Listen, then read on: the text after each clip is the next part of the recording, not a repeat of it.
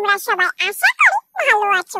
গোপাল বাড়ির গল্প চ্যানেলে সবাইকে স্বাগতম। আজকে গল্পের নাম গরিবের বুড়া লোক। চলো তাহলে এবার গল্পটি শুনে নেওয়া যাক। মহিমা চরণ নামে এক গরিব প্রতিবেশী একদিন গোপালের কাছে এসে বললেন, বুঝলে ভাইয়া, একটা মাত্র ছেলে, ছেলেটার ভবিষ্যতের কথা ভেবে আমি শিউরে উঠি মাঝে মাঝে। ছেলেটা দেখছি আমায় শান্তিতে মরতেও দেবে না।